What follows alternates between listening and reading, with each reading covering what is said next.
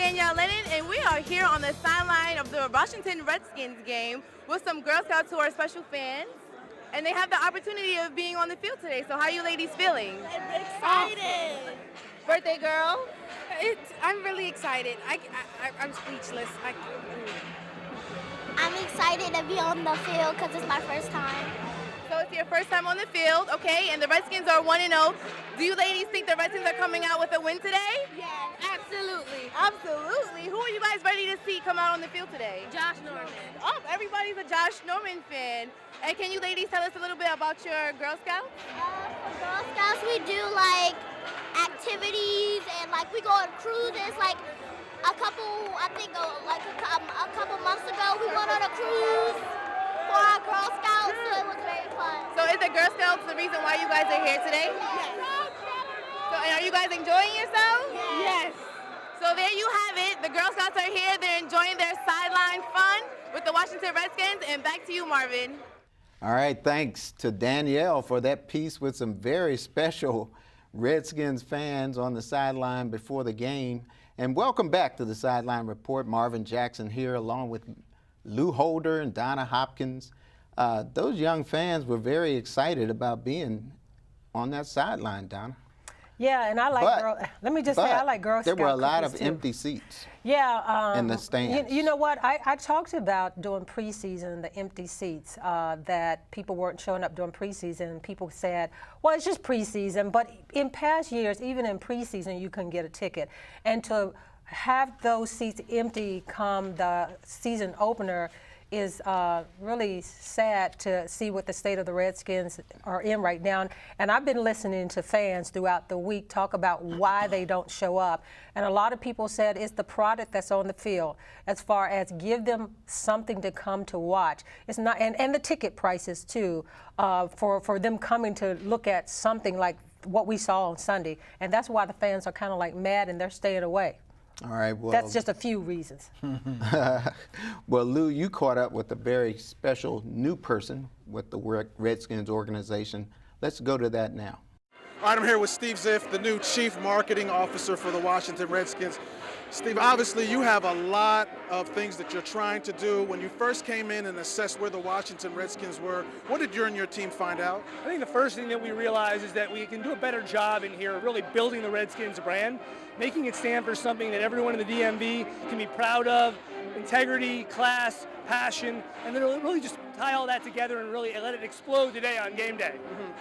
You come from outside of the organization and you have one of those eyes looking in. A lot of people that have been here in the Washington, D.C. area know what the Washington Redskins brand is. When you come in from the outside, tell us where you came from and what did you see when you came in, when you did that assessment? Well, I just got here from the Jacksonville Jaguars, an organization that's young, 20 years of history, but it's now starting to turn the corner. This is different here. 87 years of really rich tradition, Super Bowl championships, and a lot of passion. It's been down for a little while, but now it's time for that tide to turn. And so we're really trying to do things right, make sure that we're all about the fans, care about them, and let them know that we hail them. Right. So tell me some of the marketing things that are going on that fans can look for, game day experience, all of the above. What can fans expect as a new marketing officer? Well, you can look around and you can see now it looks like the home of the Redskins in here. Top to bottom, it's burgundy and gold. Over here, the helmet is gone, and we've got a new pyro. The helmet is gone. The big helmet is gone, people. If you know when you come down to FedEx Field, there used to be a big, huge helmet. That's gone. The helmet is gone, and now there's pyro and CO2, and again, a more modern, unique game presentation, a new end zone bar for fans to hang out in and socialize in. We're really just trying to give people what they really want from this place. Mm-hmm. Obviously, you can market anything you want, but if the team is losing or the team is winning, that's going to affect a lot of what you do. You know, when you come into a new organization, knowing the Washington Redskins, bringing Adrian Peterson, bringing Alex Smith, you got to be smiling too, like, okay, this is something we could also market. Yeah, no, we got a lot of great players.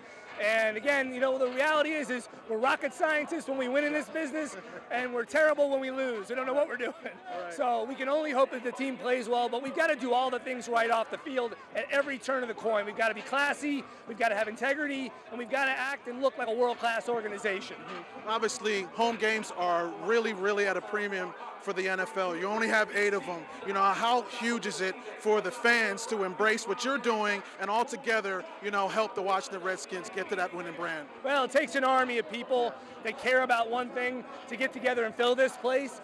And, you know, that's our goal. Our goal is to fill it with Redskin fans, you know, really get people to realize that having season tickets is a true value and something to be proud of. And again, we got to do that. We got to establish that value, make people be proud of the team, and then let the football take care of itself. Okay, thank you so much. That's Steve Ziff, Chief Marketing Officer for the Washington Redskins. Should be a great year for the Burgundy and Gold. So here's the deal. Brian LaFemina came in from the league. That's the new head of all of this that Dan Snyder brought in, and Steve Ziff works for him, right? And I applaud them for actually understanding and being transparent enough to say, look, it's not what it used to be. You have people coming in from the outside to assess, right? But halfway through the interview, the main thing is the main thing. If your team is not winning, it doesn't matter how you dress it up, right? We're talking about, they don't have that problem in Philly, right? No. You know, to talk about people ain't coming to the games. No, they're not. They don't have that problem in New England. Nope.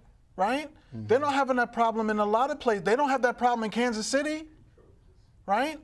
So it's not, I mean, you have to really think, if your team is winning, winning cures everything. Yes. Right? So you have all of that, the pyrotechnics and everything like that, and you come out with 9 points, right? So guaranteed, when the Green Bay Packers come in here, let's just be honest, there are going to be a lot of Green Bay Packer fans Cheeseheads. up in here, right? Yeah. The only way to change all of that is to start winning football games. Yeah. You can do whatever you want marketing, and I give them credit for understanding all the off-the-field stuff that they have to do.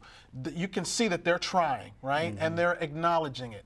But until the product on the field matches all the marketing off the field, doesn't matter. We're going to be here talking about the same thing every single year. It doesn't matter if the helmet is gone and there's new, you know, streamlined graphics and everything like flashy that. stuff. If you can't have a passing game, and your coach is saying that I was out-coached, and everybody's talking about lack of energy, the fans ain't going to spend all that money and everything to do that. There's too many other options. They don't care about the experience right now because they care about the product on the field, like Lou said.